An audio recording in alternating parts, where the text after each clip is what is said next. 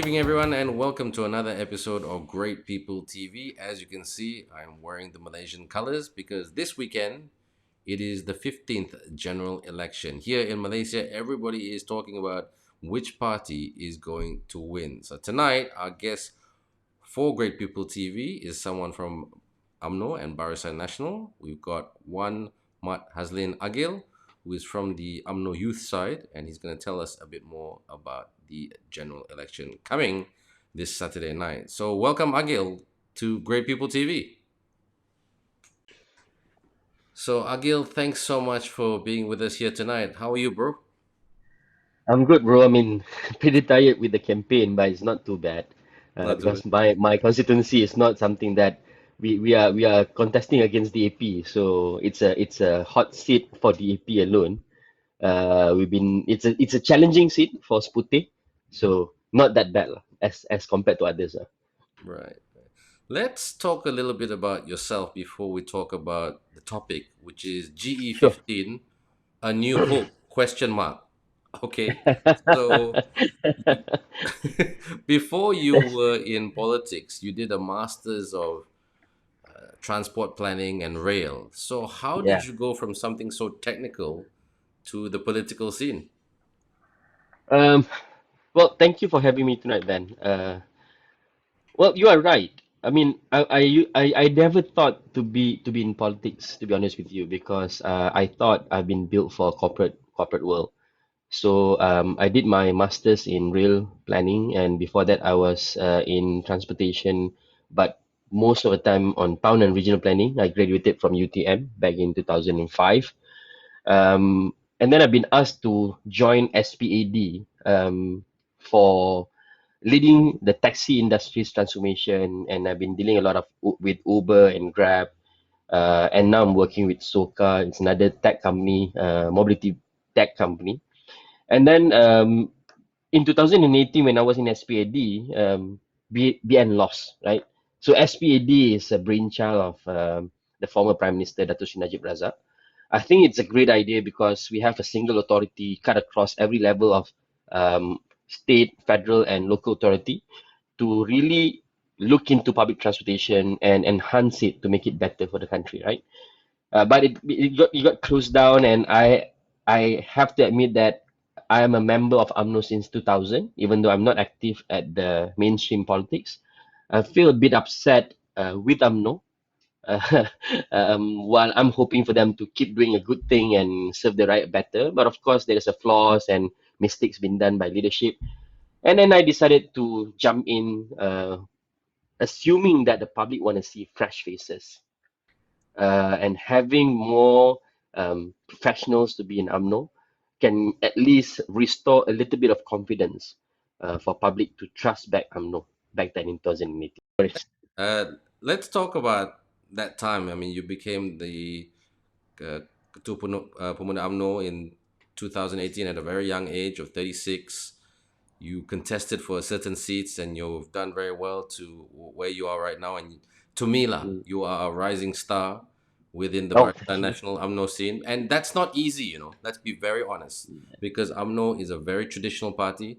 You have the yeah, experience, you have the white hair, you've done your time. Then yeah. maybe you can like pangkat and become a minister, something Oh, senior, and all of the above. I don't have to explain that to you. But tell us true. about, the UMNO then.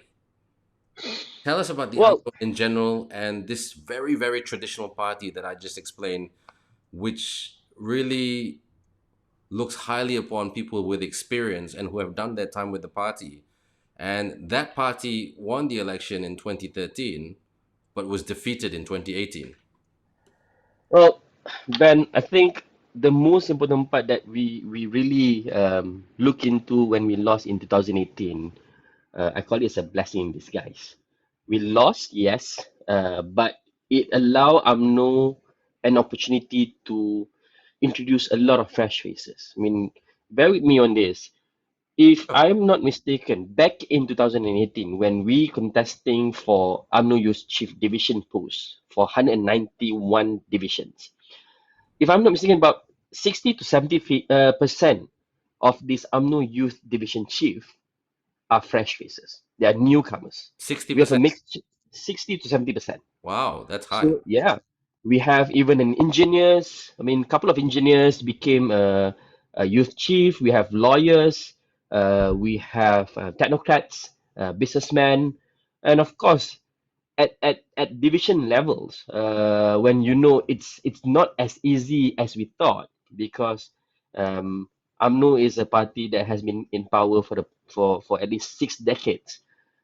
The structural change is not easy to happen, right? It need a shaken off, and the 2018 is the shaken off of UMNO and allow people to come in and take responsibility. And these people was not part of the leadership even before, even in 2013. We were just members who are in UMNO, just following the party, to the party line, do our own things, work based on our qualifications. And in 2018, just like me, there are many others like me, thought that, yeah, it's time for us to come in, step in, and take responsibility, even though the previous leadership should be responsible of because of we defeated in 2018. And these people, these 60 and 70% fresh faces came in without power, just to put things right, just to make sure that UMNO stays relevant and allow people to look at UMNO as a party who are not only oppressing those who want to be part of it and serve. Okay, okay, okay. Wow, wow. And this UMNO that you are working towards right now for the general election this Saturday, has the mindset and the culture changed? Because obviously 2018 forced you all to look at yourself in the mirror and say, hey, we can't shock Sendiri anymore. We have to change Oh, and do things yeah. differently. Well, I'm not gonna say that it's all beautiful and rosy, right? I mean, 2018, and then you lost, and we take responsibility. People like me came in and tried to help the party to change, but we need to understand that along the way, we became part of the government with Tan Sri Muhyiddin as a prime minister, and then we took the prime minister position when Dato Sri Ismail Sabri became the prime minister from UMNO, leading Perikatan Nasional to be a government. That's the part that I a bit regret because while we are while we are going towards certain change, the good direction to show to the people that I'm not willing to change, it's a little bit disrupting the whole process. But it's not that bad because at least when we decided to dissolve the parliament, we decided to let go the power, no matter how good and seductive it is, we decided to give it back to the people because we know the way the government is formed, was formed, is not the way we wanted. We just took the responsibility because when Tan Sri Muhyiddin was the prime minister, we want to dissolve the parliament. But Agong decided not to dissolve the parliament and form the new government. And then we took over and we decided to dissolve the parliament because whatever we had in I mean in the past 4 years, it's not stable enough and it's not solid enough for the government to function as a functioning government. Now, when we march to the election, of course, you can see there's a lot of fresh faces. People can see it's a political strategy by certain people in UMNO. You can see a lot of interesting faces being dropped out, like Tan Sri Anwar Musa, Nazria Aziz, even Shahidan Kasim, Adam Baben, and many more. But I think it is time for us to move away from familiar faces that has been there forever, like Dato' Sri Shahidan Kasim, Nazria Aziz, Tajuddin Rahman. It's been there forever, 7 terms, 5 terms. I think the leadership, the Barisan Nasional made the right decision to introduce fresh faces. It's a risk that we are taking, but it's a risk that worth for us to take because we want to show to the public that we are not the same party anymore. Allowing more credible people to be a policymaker to serve that purpose, to ensure that these people go into parliament and do what they need to do and not doing funny things, I mean, I believe you've been watching a lot of parliament session, and you can sometimes just joke, you know. I Yeah, mean, let's it is let's a face bit, the fact. bro. I'll be Yeah, honest. It's let's be budak honest budak. with ourselves. Yeah, yeah. Let's be honest with ourselves. I mean, we want them to do what they're supposed to do, to be a policymaker. So we are sending the potential policymakers into parliament, representing our party and representing the rakyat of a certain constituents, so that UMNO will be seen serious to come up with to be a party that have moved away from whatever stigma and sentiment been people that been keep on saying that UMNO is old school, dinosaurs party. You guys have a lot of warlords that you cannot remove them. We've done it. We've done it. Well, I'm hoping for more. For example, to have more youth candidates. But I think it's a good start for UMNO. We can see a lot of youth candidates in certain seats like Johor, Perak, Melaka, Terengganu, for example, even Kedah. I think it's a good start. It's a good start, and it shows certain progress. I mean, change is it's a work in progress. Yeah, yeah, definitely. It's a never-ending process, right? It will come to the extent that whatever we're trying to do will become obsolete, and we start to do new things to make sure that the change keep on happening. So that's what we are doing now. Great, great. Oh, well, I wish you all the best with it. Thanks, man. And just my next question is two questions really put into one. Sure. I call it the micro and the macro. Hmm. The micro, Okay. you are the Ketua Pemuda UMNO Bahagian Seputih. Yeah. Okay, so that is you were hoping for great results there for you and your team. So Yeah. that's the micro, but the macro is that Barisan Nasional and your party win the 15th general election so you can govern the country. Yeah. But a Yeah. lot of people, the self-proclaimed pundits and experts, the media are saying, "Oh, could be it's very, very close. It's very, very tight." So on the micro and macro level, what do you see happening this Saturday night, the 19th of November, the 15th general election of Malaysia? Well, I mean, let's talk about the micro level first. At Putih level, for my constituents, I think it's pretty much clear that DAP will win the seat because it's a tradition seats for DAP, and I think that in 2018 they won by 60,000 majority, something that Barisan Nasional, UMNO, and MCA find it very challenging. I'm not saying it's impossible, but very challenging. Perhaps by having the majority reduced, it's a good win for us, and we are targeting for at least reducing certain majorities to show that Barisan Nasional in Seputih Parliament are making some progress. Well, talking about macro, I think for the past 4 years, bro, we all becoming a political analyst. Yes. Somehow, everyone becoming The, a political analyst, the right? WhatsApp predictions. And I believe like me, you also been receiving a lot of analysis, Oh, a too lot many. of yeah. I mean, um, I wouldn't call it fake news. Some people just trying to see it from the perspective of numbers, purely on numbers. Some look at the perspective of political movement and whatnot, right? But I agree on the view that it's not going to be the same anymore. People has experienced Barisan Nasional and Pakatan Harapan as a government, and it is not easy for one party to dominate. I mean, to have two-third majority like what we used to have is not as simple as that. The globalization has affecting our society with knowledge. There's no boundaries of knowledge, informations. I mean, you can get anything from your mobile phone, whether it's true or not, whether it's a right thing or positive things or negative things, it's there. It's just that we need to decide which one we want to believe and which one we just want to discount and start asking question whether or not we should trust certain informations, right? Hence why I said that it is a very tight race. If you look into how we run the election this time around, I would say that it's not as before. The campaign on the ground is not as exciting as we used to have. But you can see the campaign on online media, it's getting aggressive and aggressive day by day. And this is where it is very difficult for us to even, you know, assess and analyze, because there are so many unstructured data that hard for us to analyze and say that, oh, we're going to get this many of seats.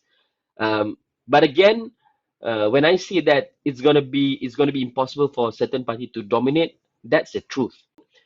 There will be a time where certain political parties need to come to their sense, to have or to think the need to consolidate certain powers, to give and take, to meet at least halfway. Because in the end, Ben, these political parties supposedly to go into election because they want to serve the people. And it's all about the betterment of the nation. Betul juga. It's True. not it's not about it's not about power, it's not about money. I'm being idealist here. Okay? If they go in because they want to serve the people and it's because of the betterment of the nation, you must be able to compromise certain political values and focus on policy directions.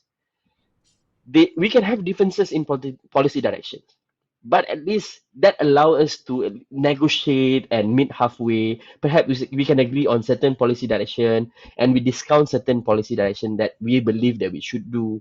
So we need to come to that maturity level, enough about who's gonna win. We're gonna make sure that you lose. We want it all. You know, enough with that. We are not kids. It's not like we want a candy and we want it all by ourselves. In the end, the one who's gonna be impacted the most is the people and the country. We can't afford to have unstable government anymore. I think the past 4 years have taught us a great lesson. Political stability need to be restored. No one can dominate, meaning that now we need to to sit down together and come to our sense to build this country together. Both oppositions and government have their functions and role. I mean, they both sides need to function. If not, it's not going to be easy for this country to progress. Very true. That's my view. Yeah. That's my view. Excellent views that you shared there, but I'm gonna put you on the spot. Don't hate me No because you worries. because you have just said it's gonna be tough for a majority party to win the whole election as a whole because it's very very tight, and people have more choice now in terms of political parties to choose from. Yep. How many seats will UMNO and Barisan Nasional win this Saturday, and why? That's very on the spot question. Oh yes, Uh, I have my own numbers. I have my own please numbers. share. I'm looking UMNO to win at least around 75 to 80 seats. Okay, Okay, 75 to 80 seats. and This Barisan? include sorry, Barisan National, including MCA and MIC, Okay, right? including MCA and Uh, MIC. Okay, yeah, yeah. okay. Because there's a lot of traditional seat that we can win. For three corner fight seats, normally it's going to be for us because we most majority Malay votes, white Malay votes. We have huge numbers, and three corner fights will always benefiting us, especially when we have Pakatan Harapan, Pakatan Nasional, and UMNO. I'm a bit worried with the non-majority seats, Malay non-majority seats, because then we need to fight over the non-Malays vote, which normally we can see the trend, it goes to Pakatan Harapan and Pakatan Nasional got some of it. But with the 75 to 80 seats, having GPS, understanding GPS from Sarawak, positioning in the sense of political landscape, right?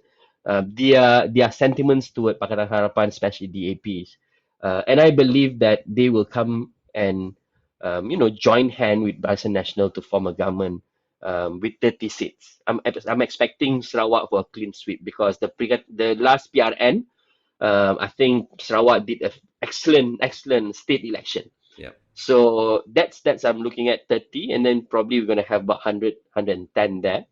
And the balance will be from GRS, Barisan Nasional Sabah.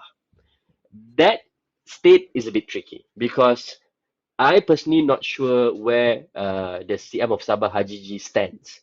While he is Bersatu, supposed to be Perikatan Nasional, but he decided to go and contest under GRS and work with Barisan Nasional. It's a very unique state. Even PAS decided to support Barisan Nasional and GRS in Sabah.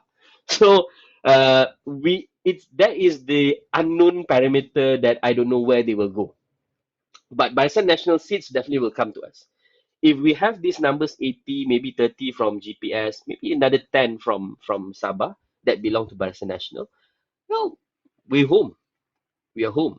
But the most important part is how Barisan National in Semenanjung gonna listen to certain demands by Sabah and Sarawak. Mm, And this time when Barisan National in Semenanjung need to be serious about it. We were serious about it before, but it's not enough. And this time around, we need to show sincerity on focusing our future developments in Sabah and Sarawak, especially when Indonesia decided to move their administration from Sumatra Island to Kalimantan. I think it's a huge opportunity for Sabah and Sarawak to start having a proper betul. progressive True. development in that Yeah, area, and in that beyond region. even keel with Smanjong. Yeah, Yeah, which is yes, yes. what we all want to see really, an equal Malaysia. Yeah, Yeah, it's just going a to be a very exciting journey. yeah, it is. It is. Just a few more questions, and I know some of these questions I've come up based on our conversation today, rather than the questions that I Yeah. present to you, which I always present to all our guests.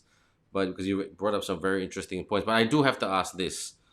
Let's just say there is a bit of a shortfall, okay, to form government. I mean, you need 122 to form the government. Could you see Barisan Nasional UMNO partying up with other parties like Warisan and PAS to make the numbers to form the government?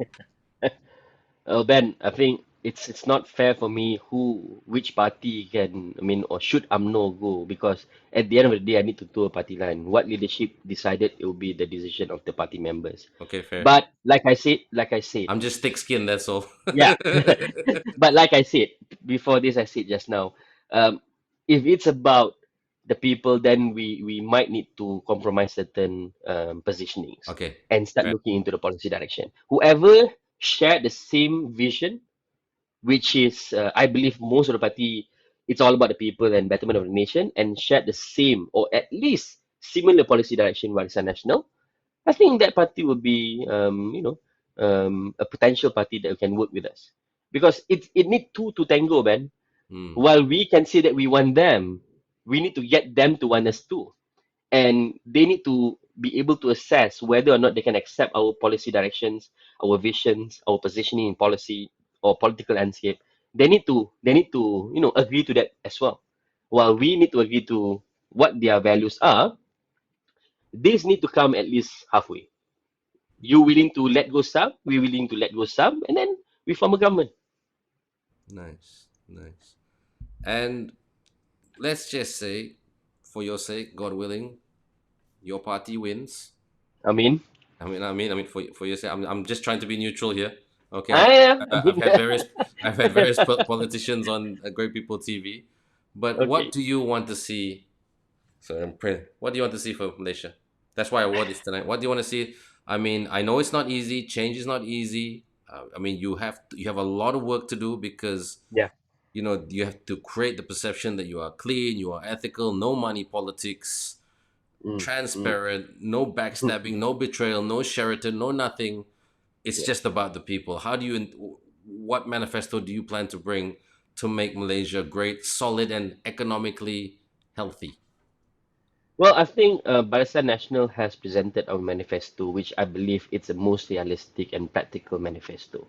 We designed the manifesto based on our experience and ability to deliver the manifesto. It doesn't make any sense for us to present a manifesto that we cannot deliver. I mean, we have that experience before when Pakatan Harapan designed the whole manifesto. It's promising moon and stars, and then when they won, they cannot deliver it. And the best excuse they give to the whole nation is that, oh, we didn't expect to win.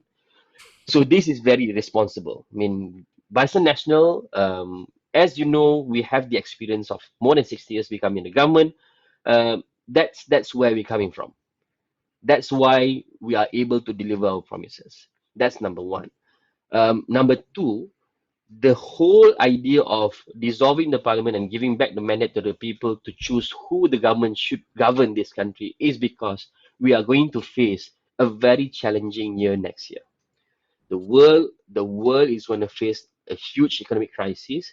World Bank report already emphasizing the situation that we're going to face. We can see OPR pointers keep on rising and rising, inflation rates keep on rising and rising. This is what we need: a solid, stable government. Hence, why we, introducing solid candidates. We are looking into the seats. We are targeting the right seats to win. Like I said, even I expecting between 75 to 80, which is good enough for UMNO and Barisan Nasional to form a solid, stable government. We know GPS are very trustful. Very trustworthy partners. So we don't have to face what Pakatan Harapan faced before when they are in power. They were in power for 22 months. We know Barisan Nasional, Sabah, and GRS shared the same vision for Sabah. Hence, they can also be a very trustworthy partner. And this ingredient is perfect ingredient for Malaysia. As long as we can win 80 seats in Semenanjung, which allow us to be a stronger coalition in Semenanjung, it will allow the Borneo state parties to come to us, and we know that we are sharing the same vision. And it's not a news. GPS used to be part of Barisan Nasional, so we are still having the same dream, unlike other parties in Pakatan Harapan. You were talking about integrity, transparency, money politics, and whatnot. Ben, let's face the fact. I mean, no matter who governing this country, no matter who became the government, I think that's a very important factors and parameters that we need to come clean with. We need Yes. to be transparent. We need to have a very high integrity, government servants, ministers, money politics. We came to a consensus when we decided to introduce anti-hopping law, right? Well, while I personally disagree with the anti-hopping law because it didn't serve the real purpose, but every political party agreed to it, similar like when they agreed to Undi 18. Meaning that while we can talk about some of them might want to score political points, but we can come to a conclusion that consensusly there will be a topic that we can agree with. And money politics is something that I believe all political parties can agree with. Hence, there is a need for us to enact certain law that limit the movement of money in politics.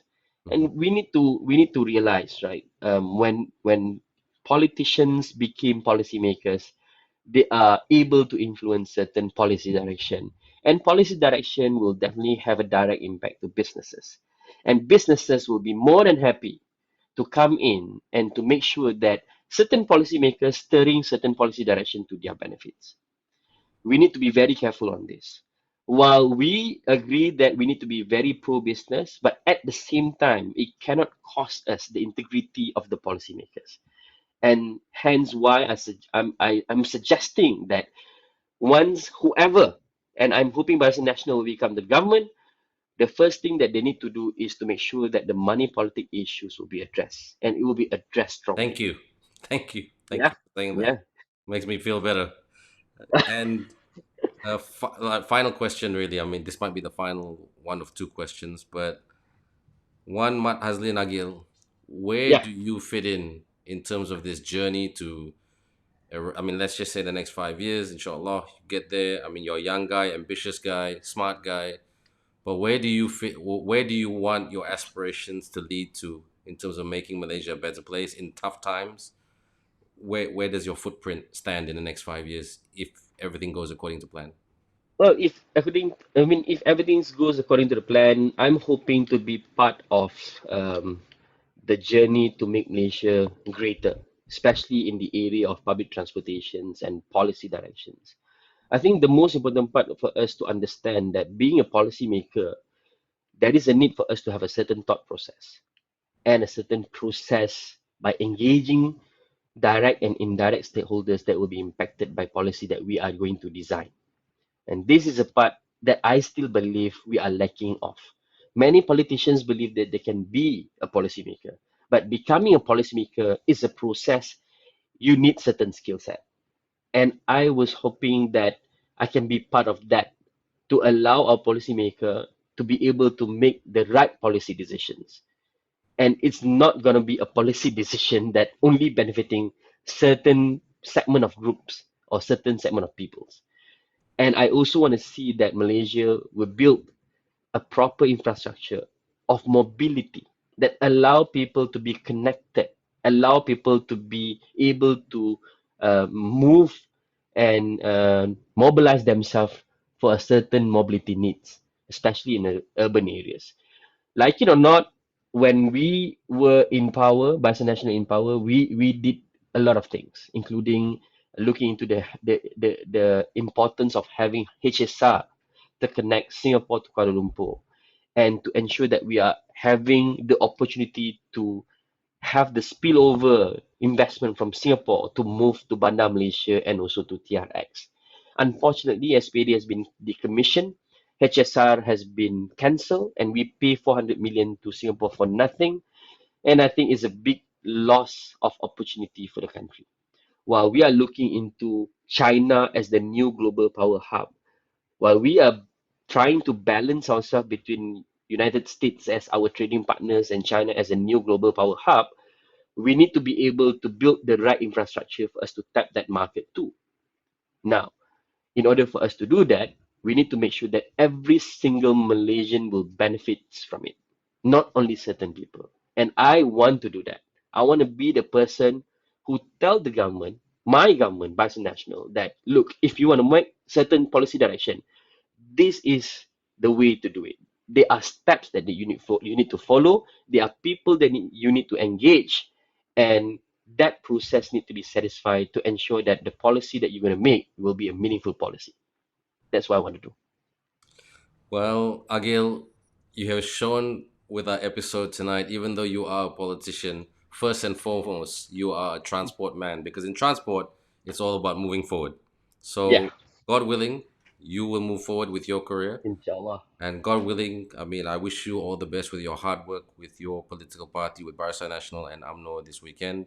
I do have friends in Barisan Nasional and UMNO. We do have friends Thank in you, man. other parties as well. It's hard work, politics. I can't do it. Oh, I mean, I but look, somewhere I cannot do it too. yeah, I look at your eye bags. I look at my eye bags. Yours are bigger, Uh, but you got a bigger smile on your face, so that's why you do what you do so well. Look, Agyl, thank you so much for coming on Great People TV Thank you, tonight. Ben. Thank We you for wish having you all me. the best this weekend, ladies and gentlemen. One Mat Hazlin Agyl, who is flying the flag for UMNO and flying the flag for Barisan National this weekend for the 15th general election. A new hope for all Malaysians that Malaysia can move forward. Thanks for watching Great People TV. Please don't forget to subscribe and follow our social media channels. And until next week on the next episode of Great People TV. Assalamualaikum and take care. Welcome.